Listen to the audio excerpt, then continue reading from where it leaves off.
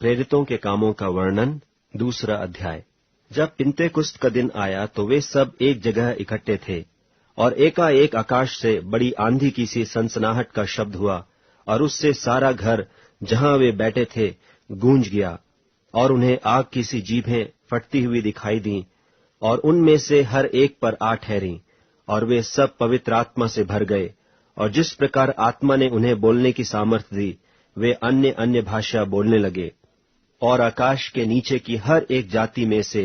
भक्त यहूदी यरूशलेम में रहते थे।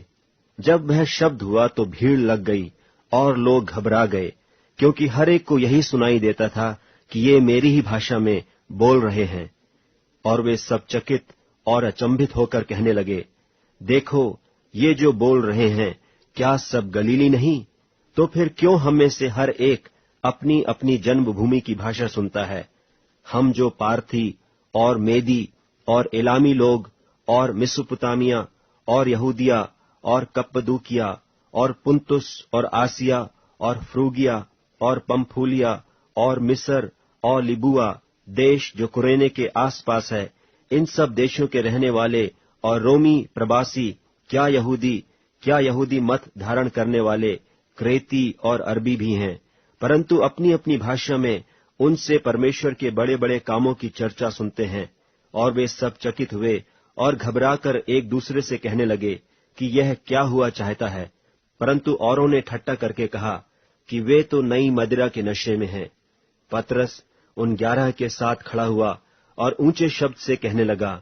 कि हे यहूदियों और हे यरूशलेम के सब रहने वालों, यह जान लो और कान लगाकर मेरी बातें सुनो। जैसा तुम समझ रहे हो, ये नशे में नहीं, क्योंकि अभी तो पहर ही दिन चढ़ा है,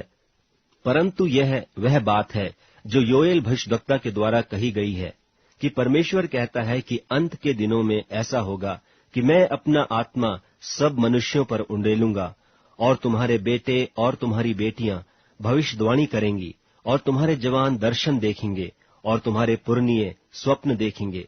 वरन मैं अपने दासों और अपनी दासियों पर भी उन दिनों में अपने आत्मा में से उंडेलूंगा, और वे भविष्यवाणी करेंगे। और मैं ऊपर आकाश में अद्भुत काम और नीचे धरती पर चिन्ह अर्थात लोहू और आग और धुएं का बादल दिखाऊंगा। प्रभु के महान और प्रसिद्ध दिन के आने से पहले सूर्य अंधेरा और चांद लोहू हो जाएगा, और जो कोई प्रभु का नाम लेगा वही उद्धार पाएगा।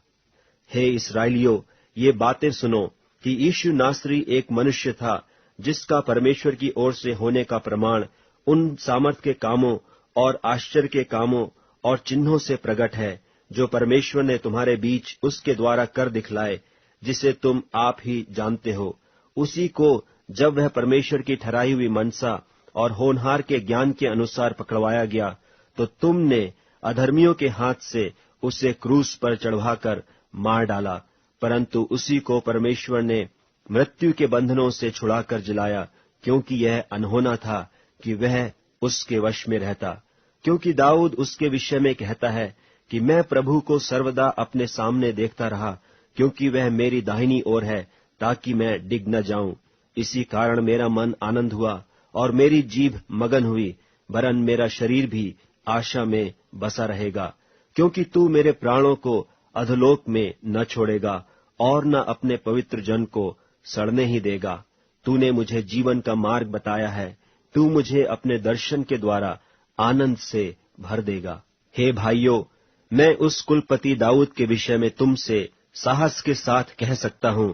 कि वह तो मर गया और गाड़ा भी गया, और उसकी कब्र आज तक हमारे यहाँ वर्तमान है। सो भविष्यद्वक्ता होकर और यह जानकर कि परमेश्वर ने मुझसे शपथ खाई है कि मैं तेरे वंश में से एक व्यक्ति को तेरे सिंहासन पर बैठाऊंगा, उसने होनहार को पहले ही से देखकर मसीह के जी उठने के विषय में भविष्यवाणी की कि न तो उसका प्राण अधोलोक में छोड़ा गया और न उसकी देह सड़ने पाई। इसी यीशु को परमेश्वर ने जिलाया, जिसके हम सब गवाह हैं। इस प्रकार परमेश्वर के दाहिने हाथ से सर्वोच्च पद पाकर और पिता से वह पवित्र आत्मा प्राप्त करके जिसकी प्रतिज्ञा की गई थी, उसने यह उंडेल दिया है जो तुम देखते और सुनते हो। क्योंकि दाऊद तो स्वर्ग पर नहीं चढ़ा, परंतु वह आप कहता है कि प्रभु ने मेरे प्रभु से कहा, मेरे दाहिने बैठ, जब तक कि मैं तेरे बैरियों को तेरे पांवों तले की चौकी न कर दूं। सो अब इस्राएल का सारा घराना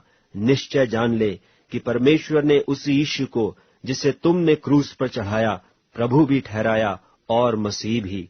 तब सुनने वालों के हृदय छिद गए और वे पतरस और शेष प्रेरितों से पूछने लगे कि हे भाइयों, हम क्या करें? पतरस ने उनसे कहा, मन फिराओ और तुम में से हर एक अपने अपने पापों की क्षमा के लिए यीशु मसीह के नाम से बपतिस्मा ले, तो तुम पवित्र आत्मा का दान पाओगे, क्योंकि यह प्रतिज्ञा तुम और तुम्हारी संतानों और उन सब दूर दूर के लोगों के लिए भी है, जिनको प्रभु हमारा परमेश्वर अपने पास बुलाएगा। उसने बहुत और बातों से भी गवाही दे देकर समझाया कि अपने आप को इस टेढ़ी जाति से बचाओ। सो जिन्होंने उसका वचन ग्रहण किया, उन्होंने बपतिस्मा लिया, और उसी दिन 3000 मनुष्यों के लगभग उनमें मिल गए, और वे प्रेरितों से शिक्षा पाने और संगति रखने में और रोटी तोड़ने में और प्रार्थना करने में लौलीन रहे। और सब लोगों पर भय छा गया, और बहुत से अद्भुत काम और चिन्ह प्रेरितों के द्वारा प्रकट होते थे, और वे सब विश्वास करने वाले इकट्ठे रहते थे, और उनकी सब वस्तुएं साझे की थीं, और वे अपनी अपनी संपत्ति और सामान बेच बेचकर जैसी जिसकी आवश्यकता होती थी बांट दिया करते थे। और वे प्रतिदिन एक मन होकर मंदिर में इकट्ठे होते थे, और घर घर रोटी तोड़ते हुए आनंद और मन की सिधाई से भोजन किया करते थे, और परमेश्वर की स्तुति करते थे, और सब लोग उनसे प्रसन्न थे, और जो उद्धार पाते थे उनको प्रभु प्रतिदिन उनमें मिला देता था।